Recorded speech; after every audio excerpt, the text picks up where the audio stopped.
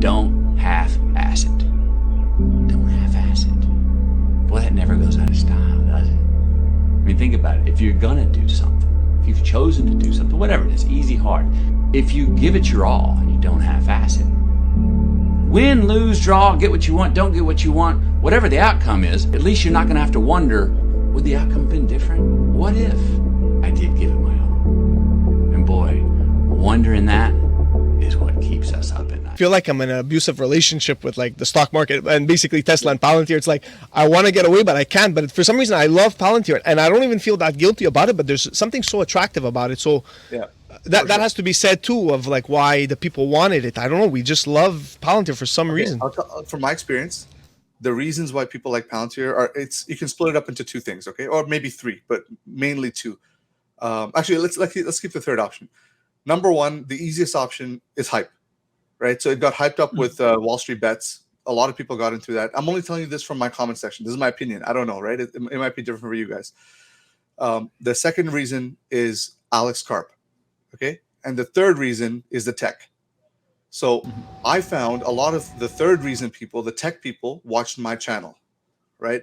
But then some of the Alex Karp people also watched my channel. But the loudest ones were the Wall Street bet guys in my channel, right? So those are the guys who kept retweeting my videos and all that stuff. The ones that were talking or looking strictly about tech, they were the most critical. They would say, hey, Shibari, you're wrong on this. And like, why don't you talk about this and this and that? So that was interesting because we used to get into a lot of conversation. That was good. The quietest people were the Alex Karp people. And they would only talk when, I don't know, Alex Karp made a new video or something, and they would be all like out there, right? So that's the three reasons I found that like any of the people that were watching my channel, that's why they were into Palantir. None of it, like outside of maybe the guys who were interested in tech, and even that a smaller amount, they were very, let's say, uninformed about how like DCF works, stocks work. They were just betting for it to go to like a $1 trillion market cap or whatever, right? So like I would literally have to constantly battle them in the comment section and be like, guys, like, because there would be people like, hey, thanks Shibari for explaining this. I'm gonna go buy 10,000 shares now, and it's like, no, dude, don't do that. Like, you know what I mean? So yeah. I don't know which boat you guys are on, but I was on the third side where I like the tech, so hence why I kept talking about it. I think I'm more on the fourth side, which is more on financial field. I see a financial structure, an operating structure that still hasn't really matured, but is very, very powerful. I'm obsessed with tech platforms and the combination of having a company that has a subscription model generating a lot of free cash flow, while also benefiting from bad things. It's like, okay, we have a subscription model with anti-fragile characteristics. Combo. I love that. And what's more is that already from the beginning, it was very, very controversial. I jumped in right after the DPO with a relatively small amount because being a huge fan of Peter Thiel and seeing how much controversial it was already, that even Peter Lynch points you, if there is a lot of controversy on a company, dig deeper. And the more I dig deeper, the more I realized that the labels, a black box, consultancy were actually false. And I say, okay, I see a very good combination here. Maybe the company is still very young. This stock-based compensation will kill me. But I'm okay with taking the risk at first. And I said, okay, let's start small. And let's see if I'm convinced, if I can compound knowledge on that. What's nice is that actually I made the inverse path from you. I was kind of general, like my first video was on big tech because I felt it was stupid that we were going down because of inflation. Then I talked about Bitcoin, why it was stupid because Bitcoin was not an inflation hedge. And then I went more to Baba and Apple. And then gradually I became more Palantir focused because I realized, okay, this is the company I really want to be invested on. I want to have a much better price and I will wait for it. Meanwhile, I compound the knowledge so that when the opportunity really arrives, so that the perception is very negative, but I know from a fundamental standpoint that things are actually going well. I can exploit that, and I think I'm doing that. Yeah, I think you're right there. When there's more controversy or something in a company, it's almost like a spring, right? Like you just keep pressing the spring, and it's either going to completely shoot up or just collapse. So you're right. That's probably a good strategy. This is the thing that people don't get about Palantir, right? And this is why, like me myself, have been very critical on somebody like Alex Karp, right? Like I have no problems with the guy. Anyway, I'll get to that after. But the point is, from the tech side of it, the issue with tech is the best tech doesn't always win. Actually, it's very seldom that it does win. But when it does win, like whatever wins, right? They'll claim that that's the best. So then everyone else will be like, oh, it must have won because it's the best one, right? But in reality, that's not the case. Have you guys seen a show called Silicon Valley? Yeah. On HBO? Yeah. So if you notice in the show, they always talk about go to market, like you want to be first, right? So there's a first mover's advantage in tech. Now, not all first movers advantages actually make it, but the thing is, the whole idea of tech is it's all about trade-offs, and whatever advantage you take, you're giving up something later on or whatever the case is. But the idea is you got there first. So it's like, new land, right? So Palantir, in a way, so just to explain to you guys, right now things are a little more modular in the tech world. So for example, if you were taking a look at something like enterprise software, right? A large piece of enterprise software. Now, keep in mind, I'm totally I'm boiling this down a little bit. So if you want me to get further into it, let me know, okay? But if you take like a large piece of enterprise software, from your perspective, right? So Emmanuel, you're saying you're in construction, right? So say, for example, there's a large piece of enterprise software for working for like Ellis Don or whatever the case is. They use this thing for a bunch of their stuff. So supply chain, everything, right? The idea is that actually it looks to you like one big piece of software, but in reality, it's actually like 50 pieces of software. The salespeople will come and talk to you and say, hey, we have this, and that feature. And depending on what your needs are, we'll sell you accordingly. And your contract will be of this length and this money and all this stuff. That's how it works. Now, it's easier when it's modular because, one, the salespeople can sell it differently. They can make different packages, right? Because you know how sales works, right? It's like they come at you with a price. It ends up being probably too expensive. And then you go back and forth a little bit. You schmooze them with lunches and all this stuff, right? Yeah. And eventually they'll come to a price everyone likes, and then they'll go with it. But the idea is you get somewhere in the middle. Like you meet them in the middle. So with software right now, with the modular design, it's easy to do that because they say, hey, maybe these guys don't need this feature, so we'll just remove that. And instead, we'll give you this other one. So it's very interchangeable.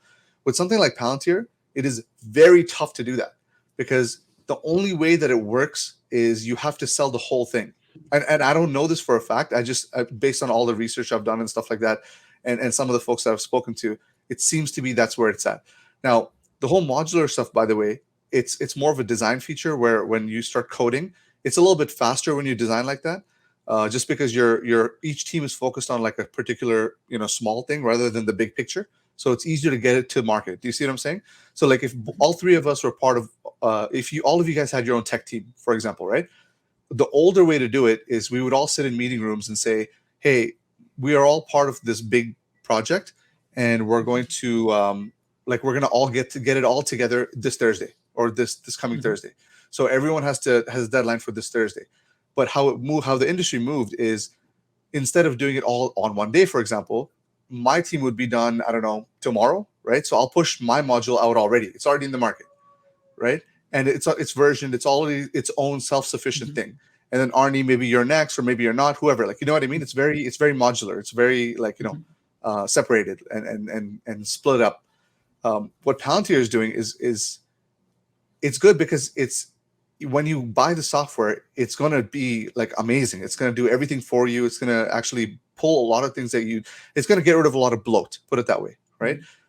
But can you guys see the problem already? Like the issue is, firstly, it's hard to sell, right? Because how is a sales guy going to meet you in the middle ground when you can't pull stuff out of one big thing, right? If it's one big thing, like how are you going to pull things out of it, right? And secondly, it's like, how much are you going to pull out? Because the whole idea of Palantir is going to replace everything. So it's like if you start pulling stuff out, then you're not going to replace as much. And then you have to worry about integrations. And you're like, okay, fine. We took Palantir to take 40-50% of our stack, but then the rest of it needs to be integrated with Palantir or whatever the case is, right? Now, that's just for the overall software. The actual data side and like the tools of it's freaking fantastic. Like it's really, really good. Like if you look at CodeStrap's videos, He goes really into detail, and that stuff is like really, really bleeding edge. So in that front, they're definitely leading. Excuse me. So there's inherent problems like that, which is what I think people need to really understand. And the problem is like coming to. And sorry guys, if I didn't explain further, let me know. Okay, I can go into more detail.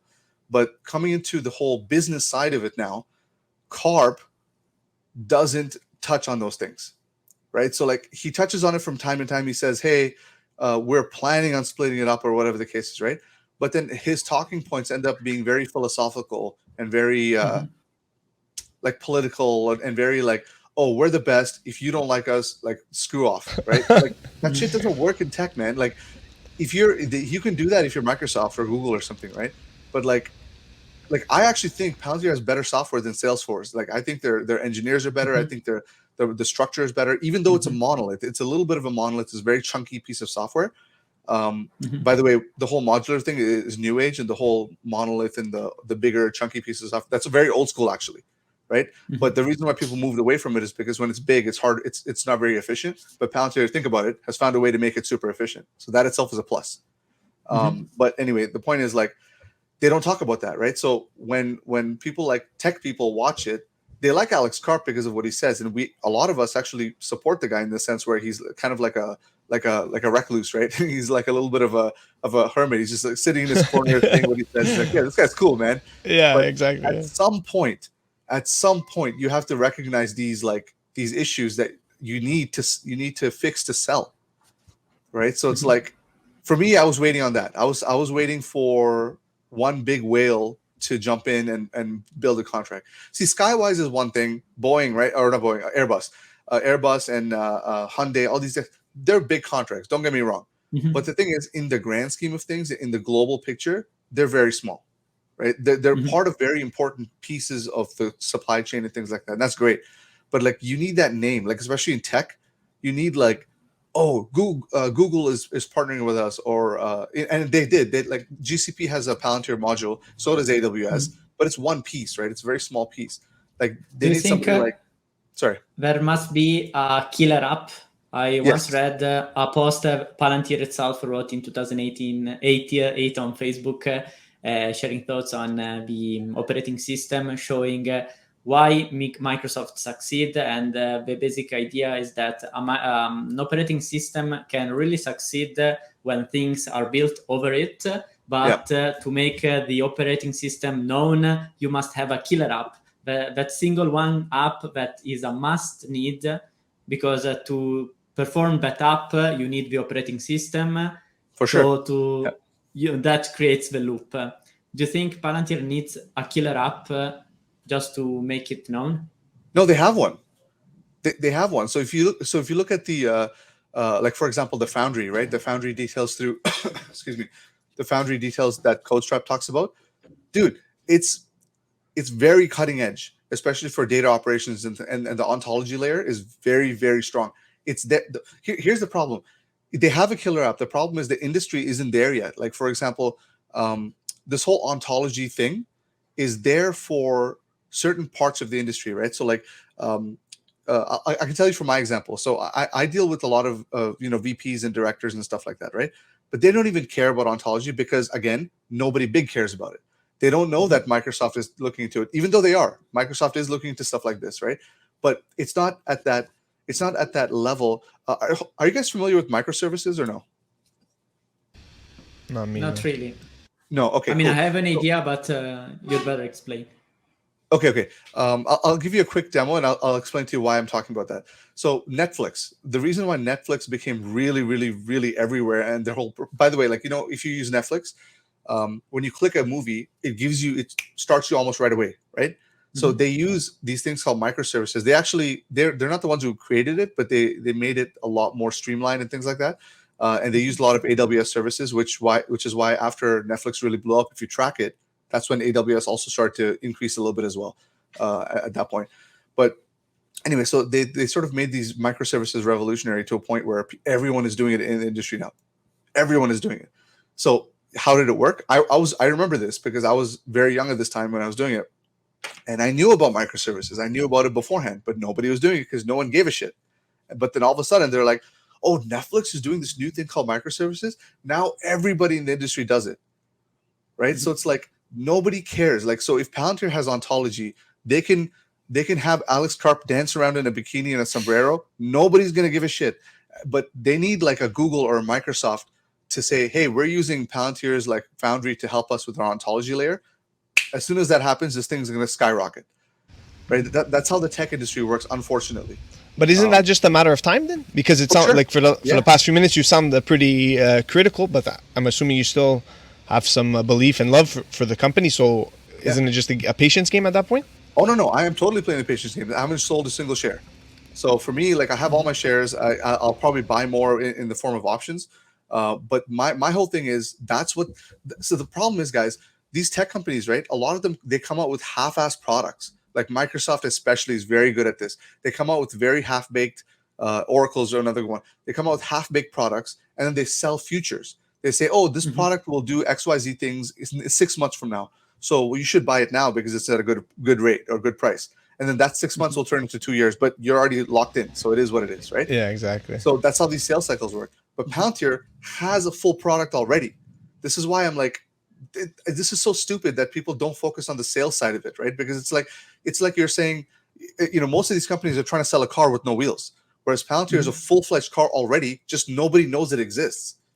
You know what I mean? It's like, you know what I mean? So they need to find a way to sell this thing, because I think the problem is if they can finally sell it to a big player, once they see the value of it, and that's another thing. People say it's expensive, right? That Palantir is expensive. If you actually think of the value it's bringing in, it's going to replace so much of the software you already pay for. So in a way, it's actually cheaper, right? Because you're handling everything through one contract rather than 50 different ones. But I don't know. Yeah, I definitely know. For me, it's a matter of time. I think one of the last videos I talked about it, I said sometime in 2024, 25, we'll have one of the big players like probably buy into it. But I was really betting on like a gradual growth. Not so. I wasn't thinking they were going to go anything lower than their 30% forecasted rate that they were talking about. But I don't know. I feel like there's a rift inside the community now where some people are like hating on like Karp and some people are hating on like the sales team and all this other stuff. They want somebody to blame. But that's unnecessary, I think. Do you blame someone? Sorry? Do you blame someone? No.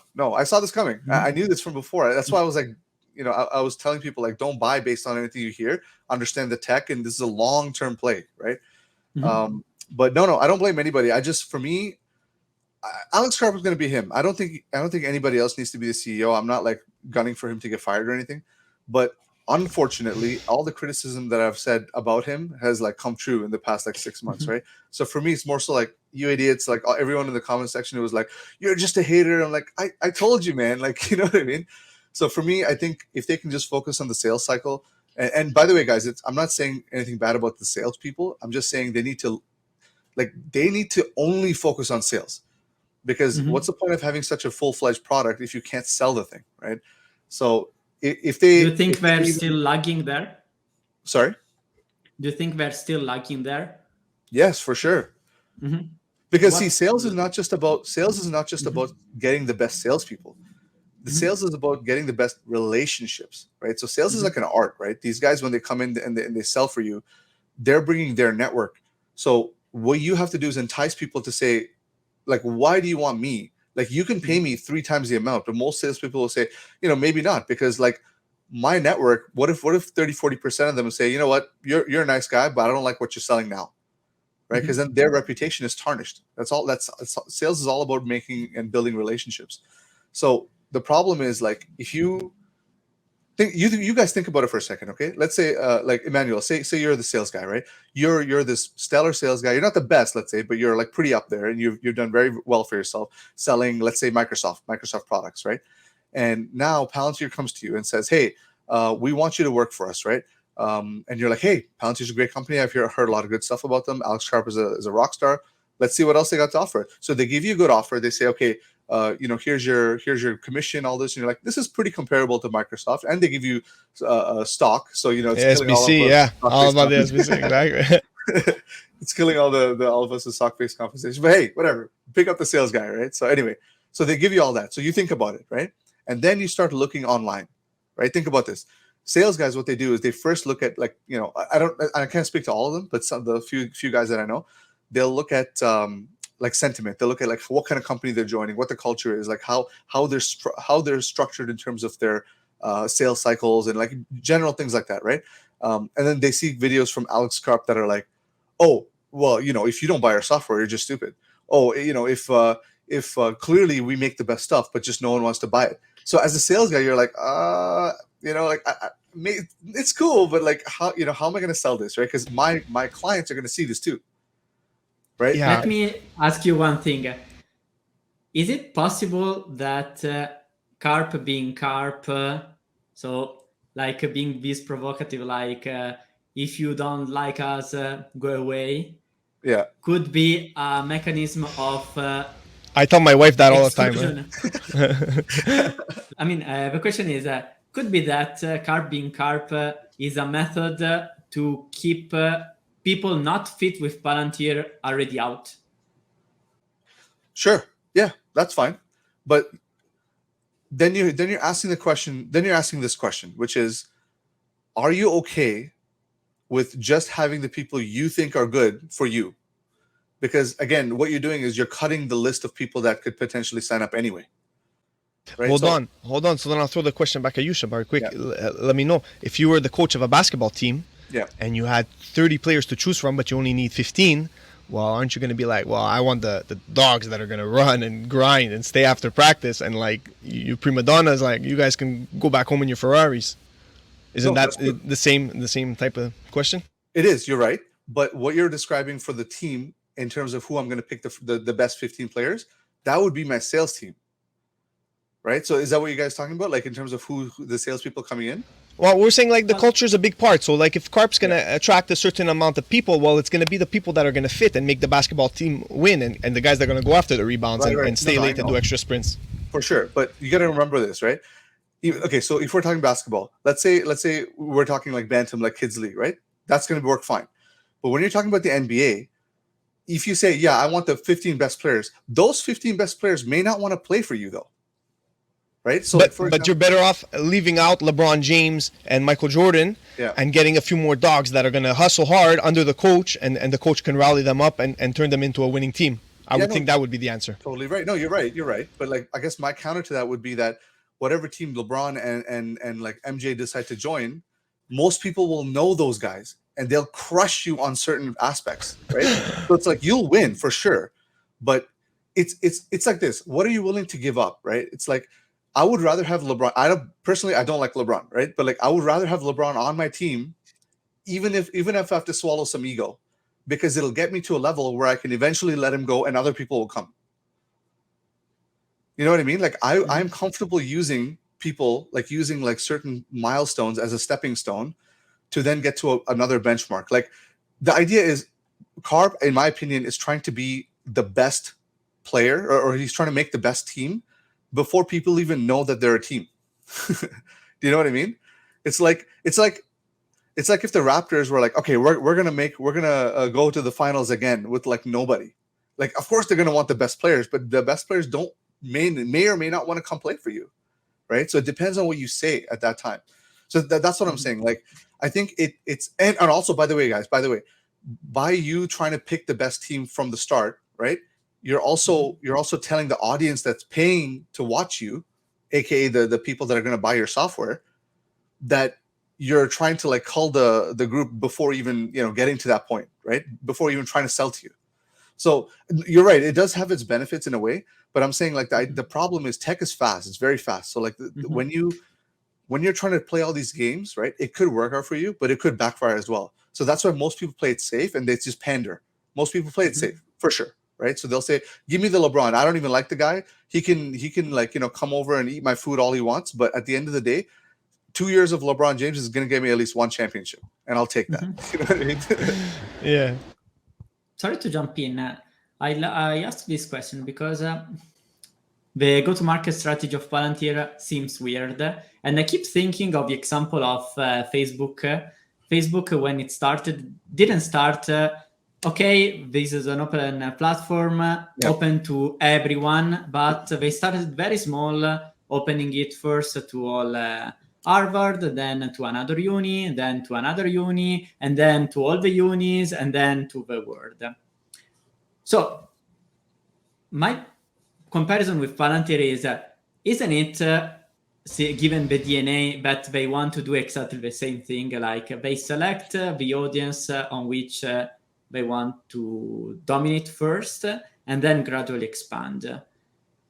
Could it be the same way? Like now we are still in the early stage where Palantir is selecting who to work with, maybe to make the product better, understand better how things work, and then when they say, okay, now we open to all the people in the world, then the software is already like super ready for that. I mean, right. This is something I'm still struggling, because is the Palantir sales team actually not that good, or maybe they are so good that we don't understand what game are playing?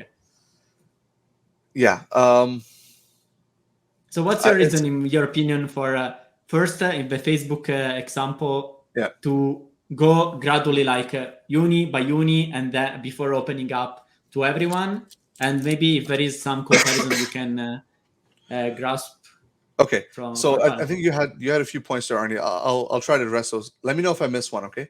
But before I get into the Facebook thing, this, by the way, is the one thing that Palantir does very well, which is like you guys were talking about before, they pick the right people for their software. Like they know who actually needs it very much, like a lot, and they'll say, okay, these guys, we can at least sell our entire operating system to them, and they'll be in a position where they actually will buy it.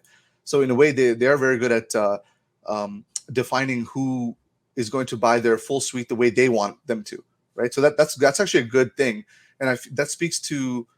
It looks like I can't speak to the sales team, but it looks like some of the folks there know what they're selling, which is probably pretty important. The problem is right now, none of these guys are actually really big players. They're important players. They're important players, and they're like a important cog in a very big machine, right? So it's like that.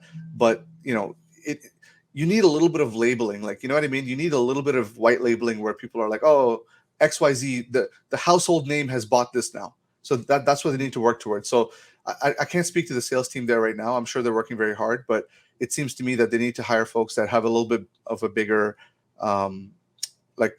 relationships and things like that from that side. But for the Facebook thing, we got to remember though, like Facebook's a little bit different. Like their approach might look similar for sure. But Facebook being, and if you guys remember, like I might be aging myself here, but like when Facebook came out, there were other stuff out there that was, to be honest, way better than Facebook. Like Friendster actually was way better than Facebook.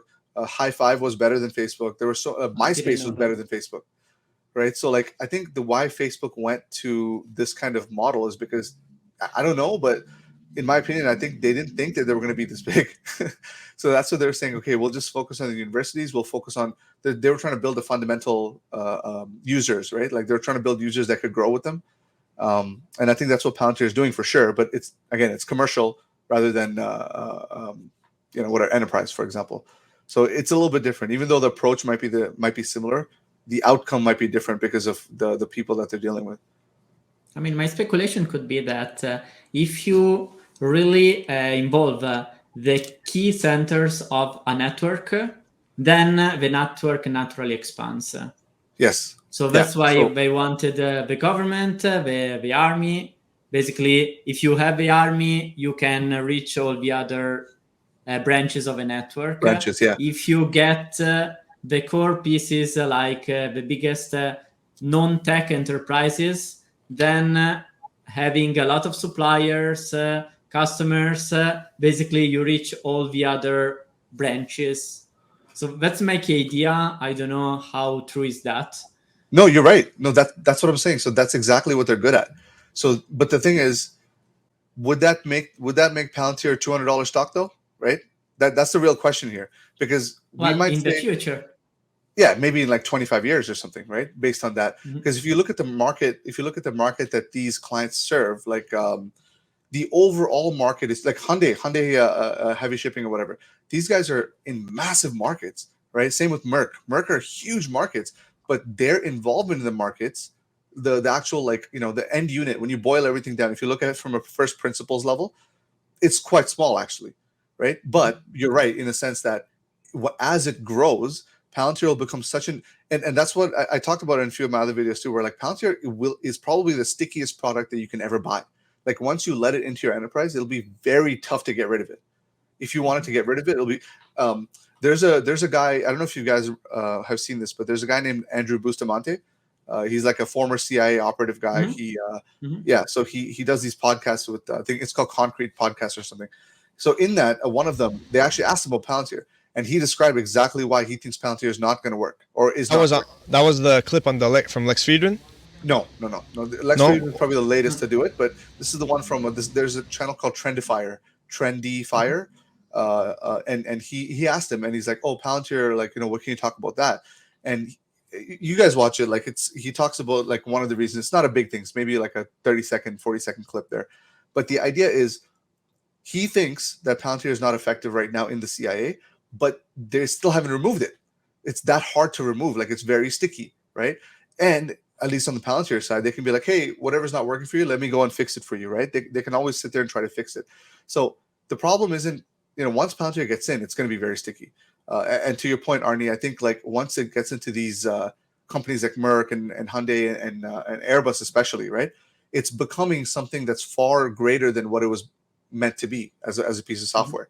So especially Airbus and Merck, I think 20 years from now is going to yield massive returns. But these are slow moving or slow growing industries with like, do you know what I mean? Like the competitors in these industries are very much actually intertwined rather than competing. They're like, for example, a lot of cases in the supply chain, I used to work in supply chain. In a lot of cases, if you can't get it from one place, you are going to go to your competitor and you're telling the person that your supplier that you're going there, and they're totally fine with it. Because even though they're a competitor, they're only by competitor on paper. Because at the end of the day, you as a supplier don't want your client to have like a lay time, right? So for you, even if you go through someone else, even if you have your guy go through someone else, it shows the next person that you don't have any delays.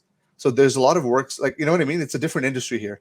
In the tech side, for sure, it applies more to what I'm saying, which is they need a big player. But in this stuff, like they built a pretty strong fundamental base where these companies are going to stick with Palantir for a very long time, and it's going to be very hard to remove them if they ever wanted to. So I think they're playing that game well. I just think that, the long-term growth of Palantir is already set from these contracts, that they're signing.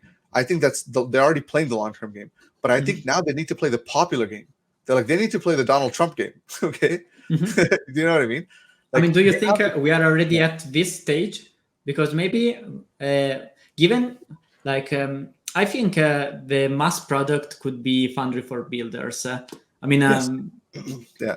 And my speculation, maybe I'd like to hear your more technical point of view. My speculation is that the moment they can combine Foundry for Builders with consumption-based pricing, that is the recipe for mass adoption. Why? Because Foundry for Builders is aimed to small and medium enterprises, and with the consumption-based pricing, basically it is easier to get into people's hands.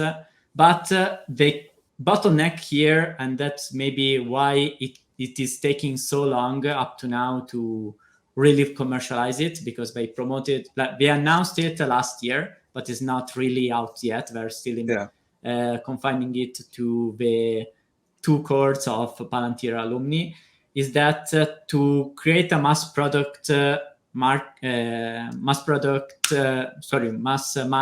market product, you need it to be the most plug and play possible, and probably they're not there yet now.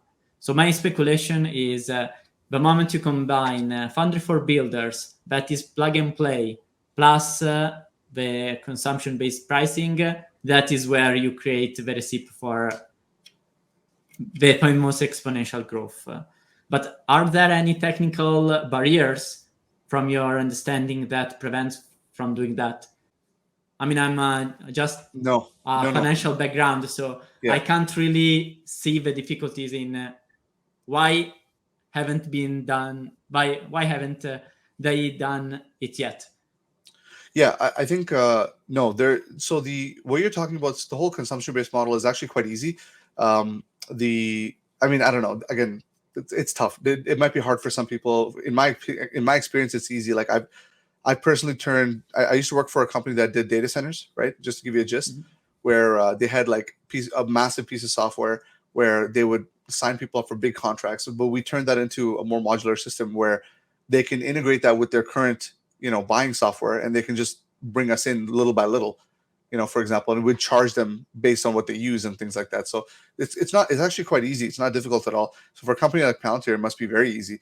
I think the problem is, by the way, the Foundry for Builders, I think, is what you guys are talking about, which is that is the product. I think that's Foundry 2.0, because I think when they were not Palantir, what's the name? Karp was talking about how they're eventually going to start being more modular and all this stuff, right?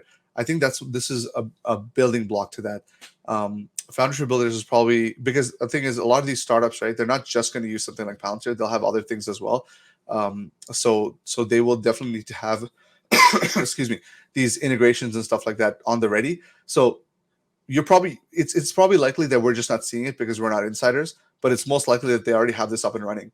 But the problem again is right now they're dealing with very large enterprises that move very slowly and are large, important cogs in a larger wheel, right? Whereas if they, for example, had a partnership with Google or something in a larger scale than what they have now, you would already hear about this, right? Because these people who are working with someone like Google or who are familiar with that know and expect this, actually, right? This whole like subscription or consumption based and these kind of modeling, they'll expect that. So that's probably. So my answer is, I think they already have this running. I don't think that Foundry for Builders is working on it. I think it's probably already done. This kind of modeling is actually not very tricky at all. I think the problem with Palantir before was that they had a tough time breaking down Foundry because there was no need to. Like Foundry itself worked fine on its own. And think about it, right? If you built a piece of software and you tested the piece of software, you're not really testing it for other things. You're testing it about how that product is supposed to work. So for them, they were like, why would we make this any more modular than it is? Because it's already working fantastic the way it is. We don't need to make it better or whatever. But now I think they see a need where they're like, okay, we need to compete in different avenues. So we even if it is going to affect a little bit of the performance, we will need to turn this on. It's actually harder to build what they built out of Foundry and have everything closed than it is to have something modular like what you're talking about, Arnie. So in a way, I think when they made this Foundry for Builders, I'm sure it's a different build from a code perspective. It has a lot of the what's called shareable code, so a lot of similar code from like original Foundry, but the way that it's executed will most likely be like what you're talking about. I just don't think we've heard about it because nobody big, like I think Foundry for Builders is mostly going out to these SPACs, right? In terms of larger contracts, and then they get this money back as a contract for Foundry. My speculation is that they wanted the SPAC to test Foundry for Builders. Yeah, for sure. I mean, to have like some clients on which, okay, let's see if we can put Foundry on new business, actually how this performs, how actually can evolve over time. Meanwhile, we work regularly on the biggest clients with the big Foundry. For sure. Yeah, I think they tested it for free almost, right? Because they bought position in these SPACs, and the SPACs just basically gave them money back for Foundry. So in a way, it's like they just got the money back. So yeah, I think it was a massive test bed for builders for sure. I haven't heard too many people talk about the Inflation Act. Biden, he signed that bill. He put in, I'm forgetting how many billion, a bunch of billions. But I haven't seen much critique, even discussion about it at all. Have you guys seen something? Because that seems like the worst thing you could do for inflation. We could finish up on this point. Oh, I don't know, man. I can't. I have a tough time criticizing anything. I don't think Biden's like doing a great job by any means. I think this Inflation Reduction Act is just, it's got some good in it. I can't remember what it was, but there was some stuff that I think was going to infrastructure or something, and it was basically the Build Back Better, but with a lot of shit worked out, right? Oh, they just changed the name. Yeah. Sorry? Changed it. They basically changed the name of the bill and just called it Inflation Act. Out of it.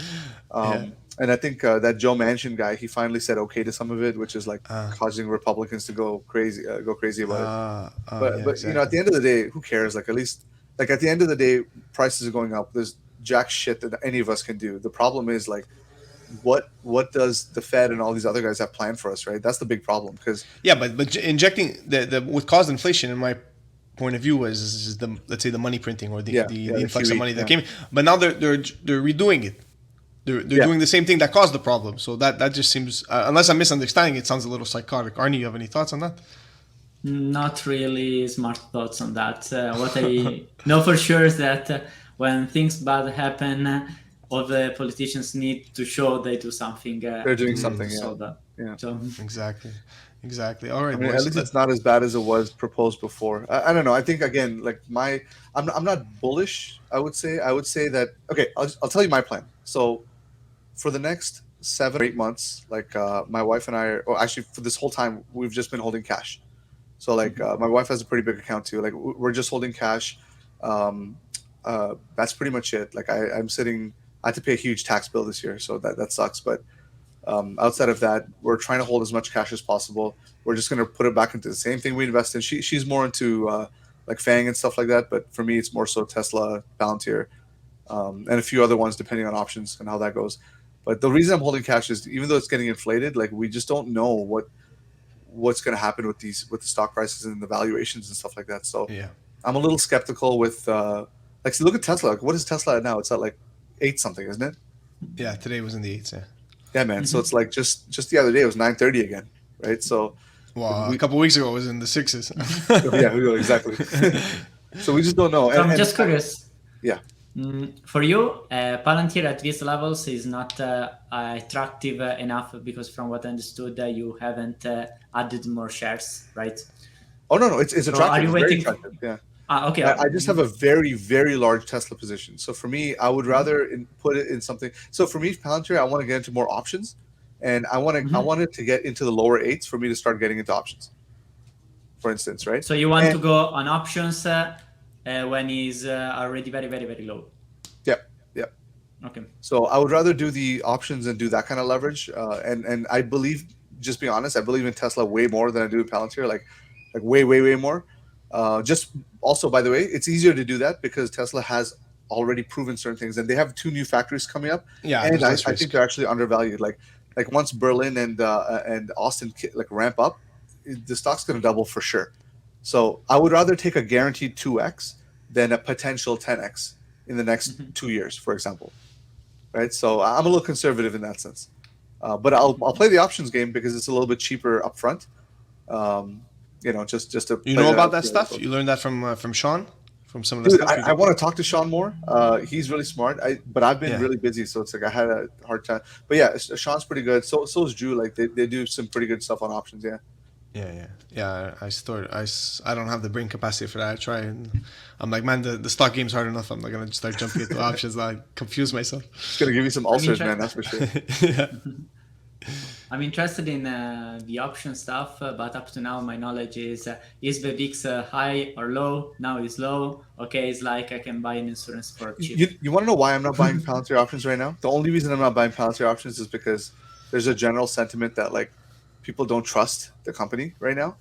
So I feel like maybe sentiment will push it down more. If I'm going to lose 50 cents here and there on the stock, it's fine. Like I'm okay because I'm playing the 10-year game anyway. Or longer, so I'm okay with it.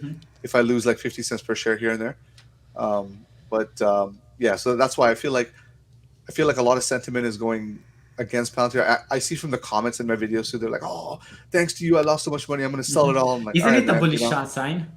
Sorry, isn't it a bullish sign? Yeah, I think so. But like, I don't want to buy options and then it go down 30% or something. Yeah. So I'll wait for a little bit of like stagnation, and then I'll buy it. It was stagnating at 9:30 or 40 for the past 2 weeks. So I was gonna buy it actually. I was gonna be like, okay, it's stagnating enough, let me do it. And then the earnings came out, and then it dipped even more. So, we'll see. Makes sense, guys. Good for me. We did more than 90 minutes. I really appreciate it, Shabar. You've been a gentleman and a scholar. You guys are awesome, man. Yeah, man. It's good. I'm sure a lot of people are gonna be happy to see you back. So. Yeah, well, I'm always like, happy to do it with you guys, man. At the end of the day, like the only thing I'll advocate for is like people actually do their goddamn research. Like stop, like don't even listen to people like us. Just like listen to us for perspective. Go do your own research. Like I would say, to be honest, especially in the Palantir community. So for those of you who are watching, like in the Palantir community, all I'll say is the best people are not always the best people. Like these guys are great. Like Arnie, man, you put out some really good shit. Emmanuel, dude, like I love your perspective on some stuff. So I would say get these kind of perspectives, and you guys just keep pushing out the content because I think it's really helping people out. But thanks for having me, guys. And I'll just to finalize, because you had mentioned it earlier on, but it was like the title of my last thumbnail in quotes. I said, I took it from Arnie. It says, "Don't outsource your thinking." Yeah. So that's for like everyone. Like listen to perspectives, but chill out and use everything we are saying to fight your own convictions. Exactly. Yes, sir. Exactly. All right, gentlemen. It was a pleasure. Thanks so much, guys. Thank you, guys. Thank you so much. Ciao, ciao.